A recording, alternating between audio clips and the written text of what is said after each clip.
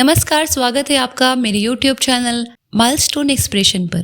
प्रस्तुत उपन्यास आप सुन रहे हैं कलेक्टर साहिबा, जिसको लिखा है कैलाश मांझू बिश्नोई जी ने। अगर आप भी संघर्ष, जुनून और जज्बातों की असली कीमत जानना चाहते हैं तो इस कहानी को अंत तक जरूर सुनिएगा। नए राजा महाराजा हैं IAS। इंटरनेट मीडिया में मनरेगा घोटाला, आय से अधिक संपत्ति और भ्रष्टाचार के संगीन आरोपों से घिरी झारखंड की खनन और उद्योग सचिव IAS पूजा सिंघल पर प्रवर्तन निदेशालय ED की कार्रवाई से 19 करोड़ रुपए से अधिक नकद जब्त होने के बाद प्रशासन में भ्रष्टाचार की गंभीर होती समस्या और जनता के पैसे के दुरुपयोग पर बहस छिड़ गई। राजस्थान से लेकर झारखंड तक छोटे कर्मचारियों से लेकर बड़े अधिकारियों तक रिश्वतखोरी या भ्रष्टाचार यह दर्शाता है कि भ्रष्टाचार की समस्या कितना विकराल रूप धारण कर चुकी है। वैसे ये कोई छुपी बात नहीं है कि रोजमर्रा के जीवन में लोगों को विभिन्न सरकारी सुविधाएं पाने के लिए रिश्वत देनी पड़ती है। जन्म प्रमाण पत्र बनवाने से लेकर बिजली के बिलों को ठीक करवाने के लिए भी रिश्वत का चलन आम बात है, और ये सब तब है जब ज्यादातर सेवाएं ऑनलाइन की जा रही हैं। अक्सर देखने में आता है कि सरकारी दफ्तर से जुड़ा काम कराने में आम आदमी के छक्के छूट जाते हैं। छोटे से काम के लिए उससे बड़े बड़े पापड़ बेलने पड़ते हैं। अपनी एक समस्या के निस्तारण के लिए जिले की जनता को तहसील दिवस अथवा थाना दिवस में बार बार प्रार्थना पत्र देने पड़ते हैं। एक बात यह भी है कि भारत में लोग संयम नहीं रखते। उन्हें अपने कार्य को कराने की जल्दबाजी होती है। दस्तावेज पूर्ण होने पर भी लोग सरकारी कर्मचारियों की जी हुजूरी करते हैं। जनता को जल्दबाजी नहीं करनी चाहिए। अधिकारी या कर्मचारी अगर टाल मटोल कर रहा हो तो करने दें। देरी से ही सही, काम नियम के तहत कराना चाहिए। रिश्वत नहीं देनी चाहिए, चाहे कुछ भी हो जाए। एक रिपोर्ट के मुताबिक आम आदमी से सबसे ज्यादा रिश्वत पुलिस, परिवहन विभाग, स्वास्थ्य विभाग और हाउसिंग सेल व लैंड रिकॉर्ड वाले दफ्तरों में मांगी जाती है। ट्रांसपेरेंसी इंटरनेशनल की रिपोर्ट के अनुसार भारत में सार्वजनिक कार्यालयों से काम कराने के लिए देश के 62% लोगों को रिश्वत देने का अनुभव है। आज चाहे हम उच्च स्तर पर देखें या निम्न स्तर पर, दोनों ही तरह के विभागों के वरिष्ठ अधिकारी सामान्य जनता की पहुंच से बाहर हैं। यहाँ तक कि वे आम जनता की शिकायत सुनने के लिए फोन पर भी उपलब्ध नहीं होते। माना कि अधिकारियों पर काम का बोझ होता है, परंतु उन्हें यह नहीं भूलना चाहिए कि सामान्य जन के टैक्स के भुगतान से ही नौकरशाही की गाड़ी दौड़ रही है। लेकिन दुर्भाग्य की बात है, अब ये सेवाएं सेवा न रहकर अधिकारियों की आराम गाहक बन गई है। पंचायतों से लेकर देश के बड़े शहरों तक आम जन प्रशासनिक तंत्र से असंतुष्ट दिखते हैं। ऐसे में सिविल सेवकों को आम जनता के प्रति जवाबदेह बनाने के साथ उनमें उनके प्रति संवेदनशीलता जगाना एक अहम चुनौती बन गई है, और हम तमाम प्रयासों के बावजूद भी वांछित नौकरशाही समूह विकसित नहीं कर पाए हैं। स्वच्छ प्रशासन के लिए सरकारी स्तर पर प्रयास भी हो रहे हैं। मसलन नौकरशाहों को भ्रष्टाचार मुक्त रखने के लिए उद्देश्य से उन्हें हर साल अपनी चल अचल संपत्ति का ब्यौरा सरकार को सौंपना होता है। परंतु देखने में आया है कि इस नियम की अक्सर अनदेखी होती है। कुछ अर्थशास्त्रियों का तो यहाँ तक मानना है कि भारत के विकास में बाधा का सबसे बड़ा जिम्मेदार इसकी नौकरशाही को ठहराया जाना चाहिए। अब तो आलम यह है कि लोग नौकरशाही को सेवा प्रदाता के बजाय शोषण के एजेंट के रूप में देखने लगे हैं। प्रशासन और आम जनता में दूरी इस कदर बन गई है कि एक तरह से नौकरशाही में मध्यकाल की सामंतशाही नजर आती है। अंतर सिर्फ यह है कि शोषण का अंदाज बदल गया है और इसमें भ्रष्टाचार की भूमिका केंद्रीय हो गई है। आमतौर पर कहा जाता है कि सबसे बेहतरीन प्रतिभाएं सिविल सेवा के लिए चुनी जाती हैं।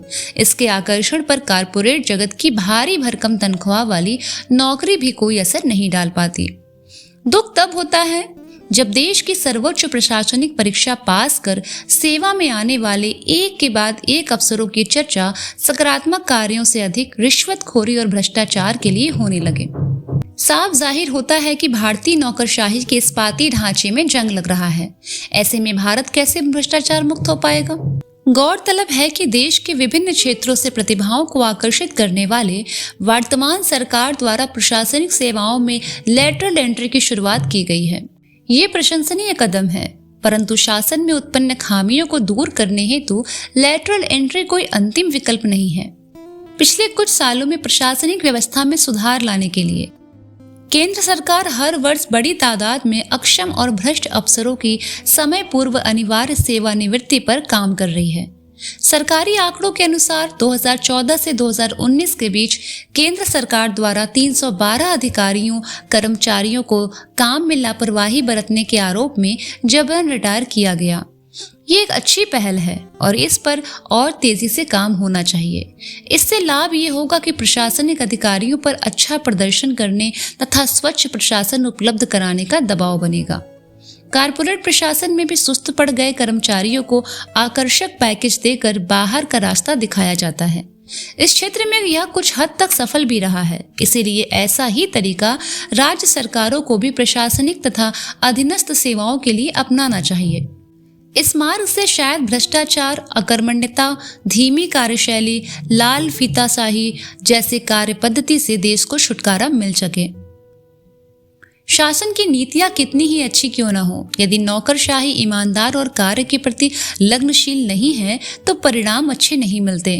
ऐसे मामले सामने आते रहे हैं जब सरकार द्वारा अच्छी नीयत से जन कल्याणकारी योजनाएं प्रारंभ की गईं, लेकिन नौकरशाही की भ्रष्ट नीतियों के कारण वे अंजाम तक नहीं पहुंच सकी। अब प्रशासनिक सेवाओं में भ्रष्टाचार जिस प्रकार से रच बस गया है, उसे देखते हुए सरकार को भ्रष्टाचार पर जीरो टॉलरेंस नीति अपनाने की जरूरत है। समय समय पर किए गए विभिन्न अध्ययनों के अनुसार भ्रष्टाचार मानव की नैतिक दुर्बलता से इतना उत्पन्न नहीं होता जितना कि तंत्र में विद्यमान उन अंतर्निहित प्रणालीगत कमजोरियों से होता है। ये कमजोरियां भ्रष्टाचार के अवसर पैदा करती हैं। इसीलिए केवल प्रशासनिक सतर्कता से भ्रष्टाचार पर काबू पाना बहुत मुश्किल है। इसके लिए बहुआयामी दृष्टिकोण अपनाने की आवश्यकता है, जिसमें सार्वजनिक भागीदारी और प्रणालीगत आर्थिक एवं प्रशासनिक सुधार भी शामिल हो। इसके अलावा एक सुझाव यह है कि सार्वजनिक सेवाओं को लोगों तक बेहतर तरीके से पहुंचाने के लिए जिलाधिकारियों को जिले की विकास योजनाओं लागू करने का एकमात्र जिम्मेदार बनाने के बजाय चयनित जनप्रतिनिधियों की कमेटी का CEO बनाया जाए। ठीक वैसे ही जैसे ग्राम पंचायत और ब्लॉक पंचायत स्तर पर पहले ही कर दिया गया है। साथ ही प्रशासनिक सेवाओं को 2 भागों में बांटने की जरूरत है। एक हिस्सा पूरी तरह ग्रामीण इलाकों के विकास के लिए होना चाहिए और दूसरा अन्य सभी कामों के लिए। अगर हमें नए भारत न्यू इंडिया का सपना साकार करना है और सबको न्याय तथा विकास का लाभ देना है, तो देश की उच्च प्रशासनिक सेवाओं में प्रशिक्षण और नियुक्ति में सुधार की दृष्टि से अलग समिति की सिफारिशों पर गौर करने की जरूरत है। समिति ने सुझाव दिया था कि उच्च प्रशासनिक सेवाओं एवं अन्य केंद्रीय सेवाओं को औपनिवेशिक पद्धति से अपने को मुक्त करना चाहिए। मैकाले की चलाई अंग्रेजी परीक्षा और सामान्य ज्ञान से हटकर प्रशासकों का मूल्यांकन 21वीं शताब्दी की समस्याओं को सुलझाने की क्षमता पर आधारित हो और डिजिटल दौर में तकनीकों के प्रभाव, लोगों के अधिकारों की सुरक्षा, वैश्वीकरण एवं पर्यावरण संबंधी परिवर्तनों को प्रशासनिक सेवाओं का आधार बनाया जाए। इस प्रकार एक बहुआयामी व दीर्घकालिक रणनीति द्वारा ही लोक सेवाओं को भ्रष्टाचार से मुक्त कर सार्वजनिक निधियों का सदुपयोग सुनिश्चित किया जा सकता है। नए राजा महाराजा हैं भारत में IAS। मेरा अपना तजुर्बा है, मोदी जी के कार्यकाल में सामान्य IAS का रुतबा लगभग 10 गुना बढ़ गया है। मुलायम सिंह के कार्यकाल में भी मैंने IAS को निकट से देखा, मायावती के समय में भी देखा। जनप्रतिनिधियों का एक कंट्रोल दिखता था, परंतु वर्तमान में किसी का कोई कंट्रोल नहीं है। जबरदस्त एकता है। संजीव खैरवार दिल्ली सरकार के प्रिंसिपल सेक्रेटरी, उन्हें अपने कुत्ते के साथ टहलने के लिए पूरा स्टेडियम खाली चाहिए। ये तो बहुत सामान्य बात है। अभी पूजा सिंघल पकड़ी गई हैं, हजारों करोड़ रुपए की प्रॉपर्टी है, 20 करोड़ घर में निकले। 2 या 3 दिन के अंदर मीडिया से बात गायब हो गई। अब जांच भी IAS करेंगे और रास्ता भी वही निकाल देंगे और कुछ दिनों के बाद वह जेल से बाहर भी आ जाएंगी। ऐसे ही नहीं हुआ है सब कुछ। मोदी जी ने अपने पहले ही कार्यकाल में सेक्रेटरी और ज्वाइंट सेक्रेटरी लेवल की मीटिंग बुलाकर कह दिया था कि मंत्री की कोई बात समझ में ना आए तो सीधे उन्हें बताएं। बस एक ही मौका चाहिए होता है। ज्यादातर मंत्री 2 कौड़ी के हो गए हैं। एक केंद्र के मंत्री कह रहे थे कि उसी समय पता नहीं मुझे सचिव की सीआर लिखनी है या वह मेरी लिख रहा है। और वाकई कुछ दिनों बाद वह मंत्री नहीं रहे। जय हो। पाकिस्तान में कहा जाता है कि पाकिस्तान पूरी तरीके से सेना के कंट्रोल में रहता है। उसी तर्ज पर भारत में सब कुछ आईएस के कंट्रोल में रहता है।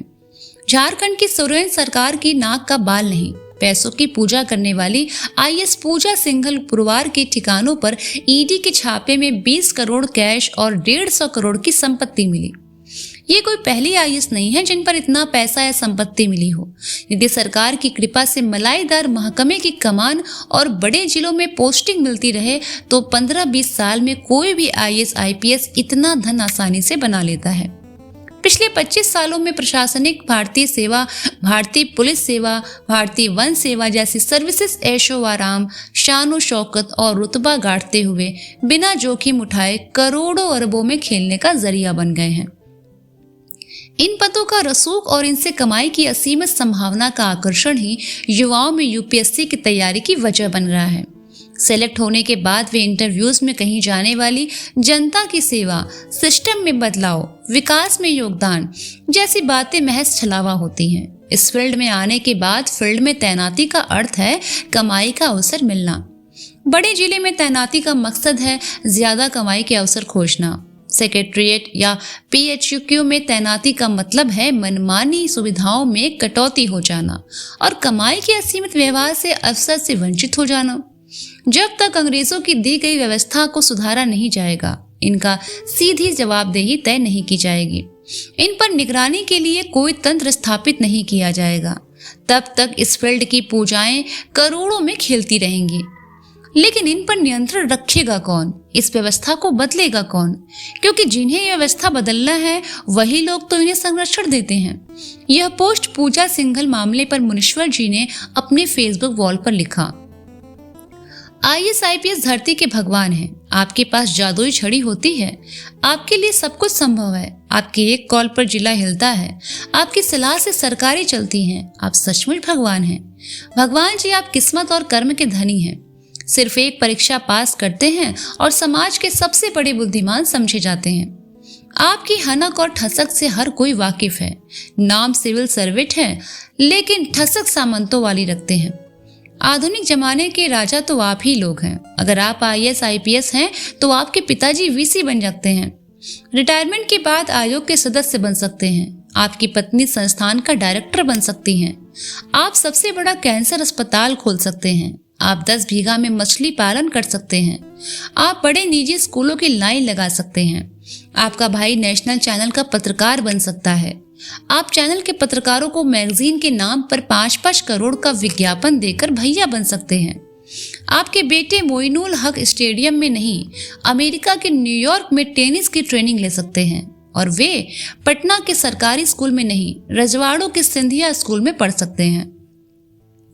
आईएएस आईपीएस धरती के भगवान हैं। आप चाहे तो नौकरी छोड़कर किसी मंदिर के सेक्रेटरी डायरेक्टर बन सकते हैं। रिटायरमेंट के बाद भी आप किसी संस्थान के महानिदेशक बन सकते हैं। आप आईएएस बन गए और आपके नाक के नीचे करोड़ों रुपए का घोटाला होगा, लेकिन लालू यादव की तरह आप जेल नहीं जा सकते। रिटायरमेंट के बाद आप खुद भी वीसी बन सकते हैं। आपके जैसे बाल बतूरों को पढ़ाने वाले प्रकांड प्रोफेसर साहब लोग भले ही वीसी न बने, लेकिन आप चुटकी बजाकर वीसी बन सकते हैं। रिटायरमेंट के बाद आप ब्लैक मनी को व्हाइट मनी करने के लिए बाबा बन सकते हैं। आप आईएएस न बन गए तो रिटायरमेंट के बाद आप गांधी जी की धरोहर के सीईओ बन सकते हैं। आप पर भले ही सूचना छिपाने का आरोप लगता हो, लेकिन रिटायरमेंट के बाद आप सूचना आयुक्त बन सकते हैं। सचमुच अगर आप आईएएस आईपीएस हैं तो भगवान हैं। आपके लिए सब कुछ संभव है। जीवन भर लोगों के अधिकारों का हनन करने के बावजूद आप मानव अधिकार के सदस्य बन गए हैं। आपकी पत्नी बड़का साहित्यकार बन सकती हैं और धड़ल्ले से अपनी किताबें छपवा सकती हैं। सचमुच अगर आप आईएएस आईपीएस हैं तो भगवान हैं। आपका कोई बाल भी बांका नहीं कर सकता। आप अखबारों में आराम से छपवा सकते हैं कि आपके पास कैश 24,000 रुपए हैं और आप मारुति 800 कार से चलते हैं। पत्रकारों की इतनी हिम्मत कहाँ कि आपसे पूछे कि महाराज दिल्ली वाला तीनों फ्लैटवा किसके नाम से है, अयोध्या और नोएडा वाला प्लाट किसके नाम से है। धरती के भगवान, आपसे कोई पूछ ही नहीं सकता कि कौन सी फैक्ट्री में नोट छापे कि 4-4 गो फ्लैट हो गया। आपका वेतन प्रोफेसर के बराबर ही होता है, लेकिन प्रोफेसर साहब प्रोफेसर ही रह जाते हैं और आप अकूत संपत्ति के मालिक हो जाते हैं। सचमुच IAS IPS धरती के भगवान हैं। भगवान आपकी संपत्ति की जांच कोई कर ही नहीं सकता। किसकी हिम्मत है? नेता की? कभी नहीं। आप दोनों का रिश्ता इतना मजबूत होता है कि कोई कुछ कर ही नहीं सकता। आप दोनों में दामाद ससुर का भी रिश्ता होता है। अब भला ससुर अपने दामाद की जांच कैसे करा सकते हैं?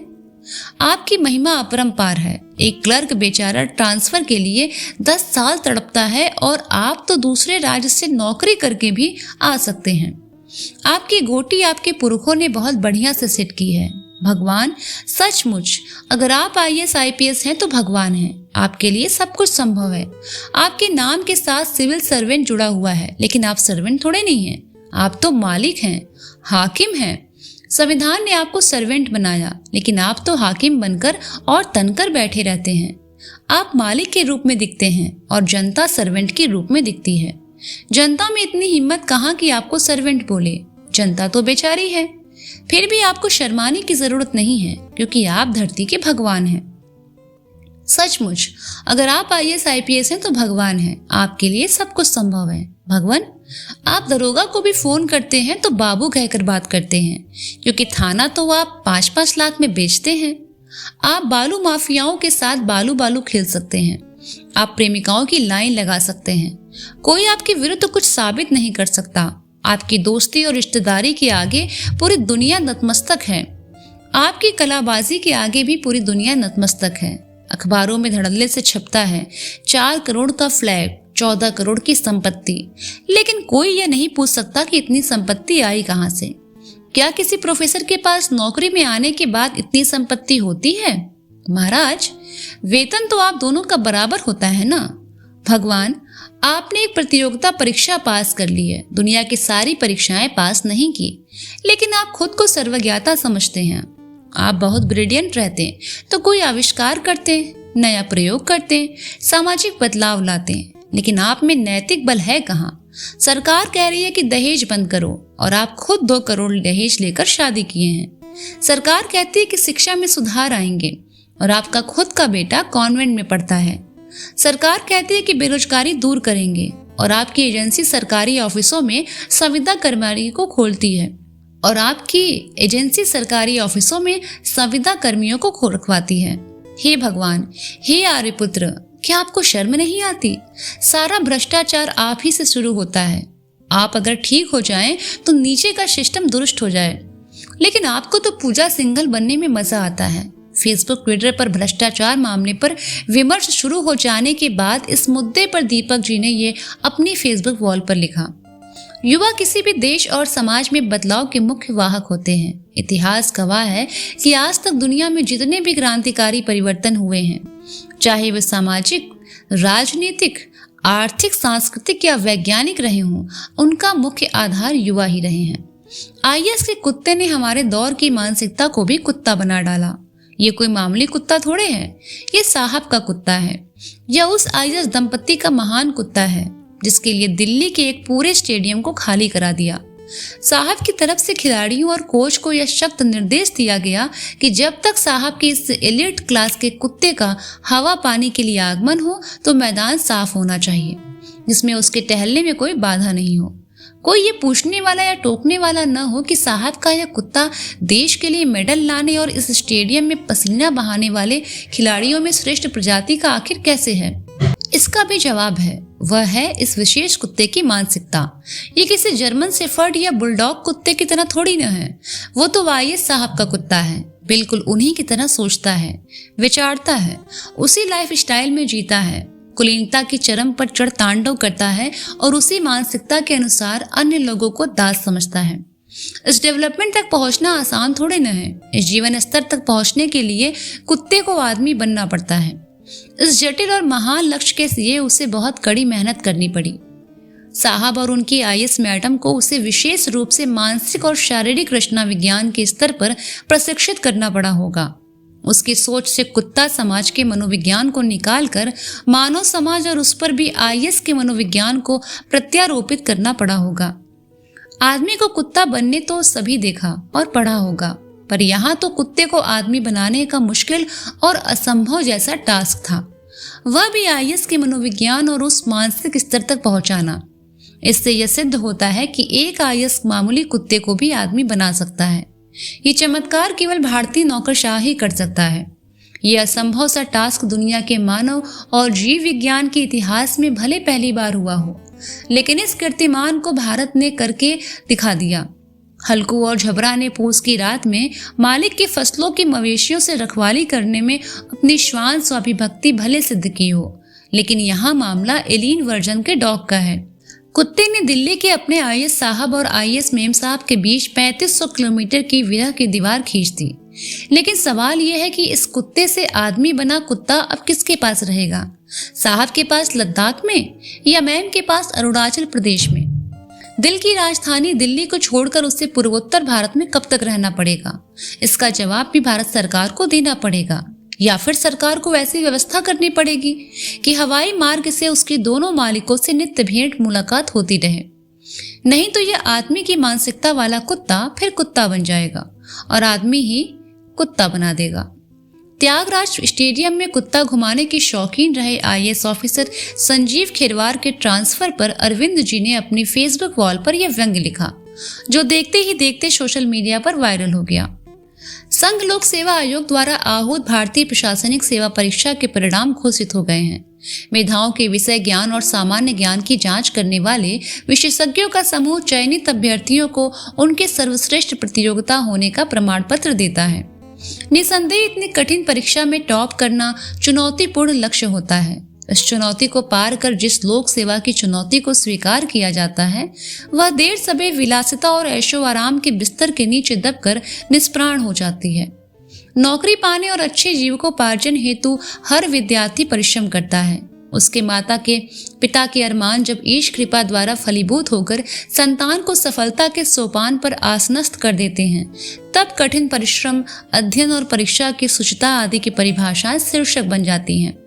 नौकरी हेतु आहूत की जाने वाली समस्त परीक्षाओं में सेवा शब्द प्रारंभ से ही जुड़ जाता है और निर्धारित अवधि के पश्चात घर आते समय भी सेवा मुक्त शब्द प्रयुक्त होता है। यह सेवा उस परीक्षा की नैमित्तिक सेवा न रहकर जब उसकी वैयक्तिक सेवा में परिवर्तित हो जाती है, तब वह सेवक से शाह का सफर तय कर नौकर शाह बन जाता है। आईएएस में टॉप करने वाले अभ्यर्थियों के स्वागत समारोह में बजने वाले नगाड़े की ध्वनि पर यही नौकरशाह अपनी सफलता रूपी प्रेयसी के साथ नृत्य करता है। मीडिया को दिए गए साक्षात्कार में आदर्श की चादर ओढ़कर लोक सेवा की दुहाई देता हुआ चेहरा जब सेवा काल में नकाब उतारकर जनता की गाढ़ी कमाई पर ऐश करता है, तब वह और भी अनुकरणीय बन जाता है। उसकी तनख्वाह से आगे की हनक रुतबा, चलते समय गाड़ी के आगे पीछे बजती दुंदुभी जनता के बीच कौतूहल और आकर्षण पैदा करती है। हर व्यक्ति में लालसा पैदा होती है कि काश उसकी भी औलाद यही परीक्षा उत्तीर्ण कर सम्राट का मुकुट पहन लोक सेवा के नेपथ्य में लोक प्रशासन करती। यह लेख मुझ जैसे नाचीम के प्रशासनिक अधिकारी न बन पाने के दर्द का परिणाम नहीं है, अपितु उस कोरे झूठ का पर्दाफाश करने का निमित्त है जो 90% आईएएस अधिकारियों के माथे पर लोक सेवा का कलंक बनकर तथाकथित आदर्श का डंका बजवाता है। विश्वविद्यालयों के असिस्टेंट प्रोफेसर के समतुल्य वेतनमान पर चयनित यह लोक सेवक जब जनता की गाढ़ी कमाई से तिजोरी भर फ्लैट, भूखंड, फार्म हाउस का मालिक बन हजारपति से अरबपति बनने का सफर पूरा करता है, तब वह और अधिक अनुकरणीय बन जाता है। सत्ता के पैरों में जूते पहनना, उतारना, फीते बांधना और मलाईदार पोस्टिंग हेतु चरण चाटन तक की उद्यमिता करना उसकी दिनचर्या में शामिल हो जाता है। हर अभिभावक और विद्यार्थी के मन मस्तिष्क में इस नौकरी की इच्छा बलवती होती है। यह परीक्षा व्यक्ति को रंक से राजा बनाने का सामर्थ्य रखती है। बाकी सरकारी सेवाएं भी जनता की इन सेवा तो कर चुकी होती है कि लगभग आज हर व्यक्ति विकास के पेड़ पर चढ़कर गुलाम भारत के यातनापूर्ण शासन को आजाद भारत के भ्रष्ट शासन से अच्छा कहता नजर आता है। मेरा मकसद सर्वोच्च सेवा की सर्वोच्च परीक्षा में सर्वोच्च अंक प्राप्त करने वाली सर्वोच्च मेधाओं को रेखांकित करना नहीं, अपितु इस सेवा के नाम पर सर्वोच्च भ्रष्टाचार कर कुबेर की लुंगी पहन जनता के बीच सर्वोच्च सेवक बनने के छद्म रूप को उद्घाटित करना है।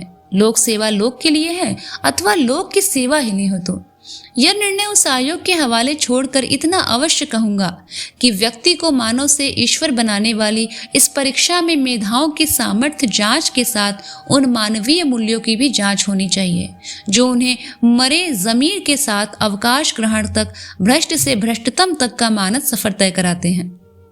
हम भी समस्त टॉपरों के साथ आईएएस बने सारे अभ्यर्थियों को बधाई देते हैं, किंतु उनके स्वागत गीत में बज रहे डीजे में दौलत की खनक और उस रेड कारपेट को ओझल किए बिना, जिसके नीचे लाखों किसानों की पगड़ियां दबकर आजीवन कराहती रहती हैं, त्यागराज स्टेडियम में प्रशासनिक अधिकारी द्वारा पद के दुरुपयोग पर अंजनी कुमार ने अपनी फेसबुक वॉल पर लिखा, यूपीएससी का फाइनल रिजल्ट आ चुका था।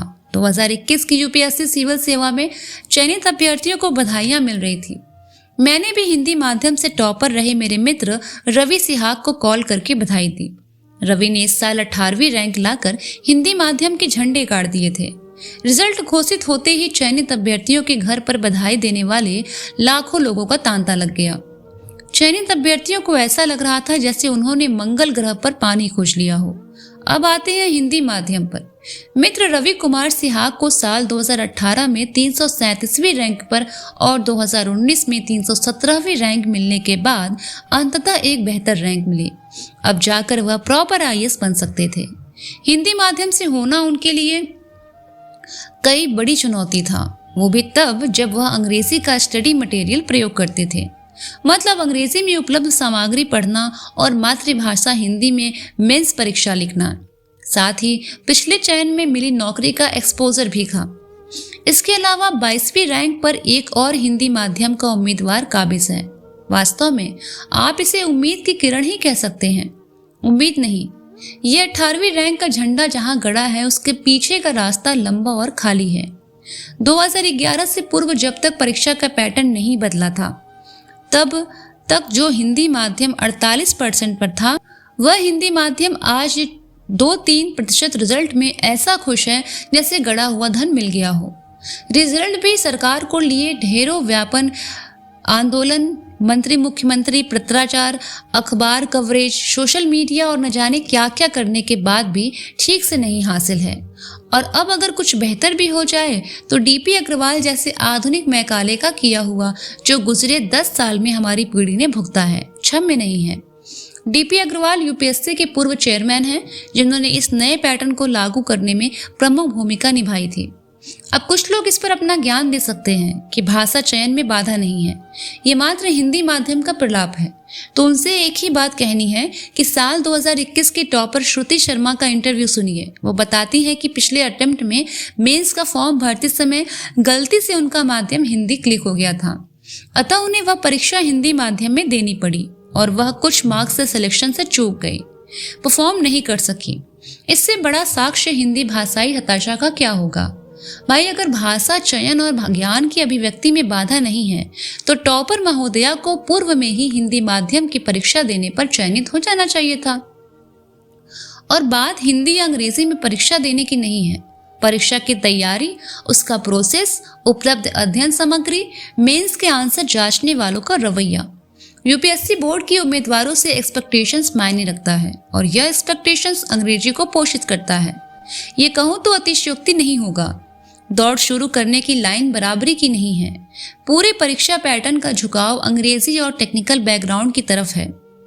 देशी, स्थानीय और हिंदी माध्यम से ग्रामीण बच्चों के लिए इसमें प्रीलिम्स के स्तर के ही एलिमिनेशन है, उनके लिए जगह ही नहीं है। रिक्शे वाले, चाय वाले, सब्जी वाले के बच्चों को आईएएस बनते देखने का बाजारवाद आपको सत्य नहीं देखने देता। अतः संभव सब कुछ है, वह भी बनेंगे अगर डिजर्व करते हैं, पर इसे यूनिवर्सल मत मानिए। फिलहाल हिंदी माध्यम के इतने से रिजल्ट से खुश होकर भाषाई हताशा का मखौल मत उड़ाइए। ये हिंदी माध्यम के मरणासन शरीर पर हंसने जैसा है कि देखो उसने अभी अभी हाथ हिलाए। हम हिंदी माध्यम वाले एक लंबे निराश से गुजरे हैं, हम टूट गए हैं, हम काबिल थे पर हम दौड़ में बराबरी पर नहीं रख पाए। हम फिर भी चयनित हो गए पर हम हर रिजल्ट पर गुस्से से भरे रहते हैं। हम सामान्य होने की कोशिश करते हैं पर उम्मीद की इक्का दुक्का किरणें हमारे नैराश्य को तोड़ने के बजाय और भड़का देती हैं, क्योंकि हमें उम्मीद की किरण नहीं, उम्मीद का पूरा सूर्य चाहिए। शेष रवि सिहाग के बहाने ही सही कुछ तो सुधरे और हिंदी माध्यम फिर से यूपीएससी के रिजल्ट में बराबरी कर सके। हमारा काम सही प्रक्रिया का पालन करना है। यद्यपि अगर यह करके भी हम परिणाम तक नहीं पहुंचते तो स्वाभाविक तौर पर चिंता होती है, लेकिन चिंतन का एक बिंदु ये भी है कि हमने प्रक्रिया का सटीक और यथासंभव अनुकरण किया भी या नहीं।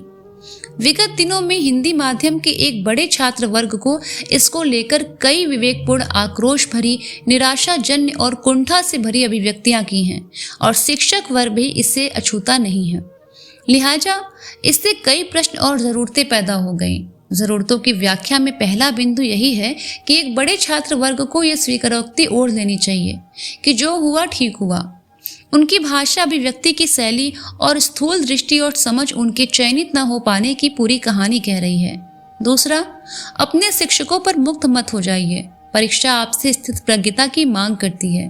तीसरा, जो शिक्षक अनुसरण की जाने वाली प्रक्रिया का सूक्ष्म अति सूक्ष्म विश्लेषण पूरी ईमानदारी से करता है, यथा आपके पाठ्यक्रम के हर विषय के हर खंड, हर उपखंड का विगत प्रश्न पत्रों में वेटेज कितना रहा, हिंदी अंग्रेजी दोनों माध्यमों के टॉपर से बातचीत के निष्कर्षों का सूक्ष्म और उपयोगी संपादन, और जो परीक्षा की पिछली 5-6 वर्ष की हर महीन वृत्तियों से आपको परिचित कराता है, उसे गालियां सौंपकर उसकी प्रेरणा जज्बे का हरण मत कीजिए। चौथा, ये जाहिर है कि हिंदी माध्यम के विद्यार्थियों के पास उपलब्ध विषय वस्तु अवेक्षित रूप से कम गुणवत्ता युक्त परीक्षा की मांग के कम अनुरूप हैं और कॉपी जांचने वालों की हिंदी के प्रति कम सहजता जैसे कारकों से मिलाकर हम पहले से ही 25-30 नंबर पिछड़ जाते हैं, जिस पर अनिवार्यतः काम होना चाहिए। लेकिन इस परीक्षा की प्रकृति को समझने और व्याख्यायित करने वाले स्पष्टतः कहते हैं कि इसके बाद सारा दोष विद्यार्थी का है, जहां से कई सवाल खड़े होते हैं। विवाद का पहला प्रश्न तो यही है कि एक्सपर्ट्स का मानना कितना सही है। दूसरा, क्या हम हिंदी माध्यम वाले अपनी प्रकृति में आलसी हैं? क्या हम परीक्षा की मांग के अनुरूप न पढ़ पढ़ाकर, प्रक्रिया की पालना न करके विशेषज्ञता हासिल करने में लग जाते हैं? क्या हम वस्तुनिष्ठ प्रश्नों के अभ्यास, उत्तर लेखन अभ्यास में कोताही बरतते हैं? क्या हम प्रश्नों के मर्म को ही ग्रहण करने में पिछड़े हैं? इन जैसे सवाल जिनका ईमानदार परीक्षण करके हम संभवतः हमारे कम चयन के कारणों और संभावित जवाबों तक आसानी से पहुंच सकते हैं। यूपीएससी परीक्षा के भाषाई माध्यम में हिंदी सहित सभी भारतीय भाषाएं अंग्रेजी की तुलना में बेहद पीछे हैं।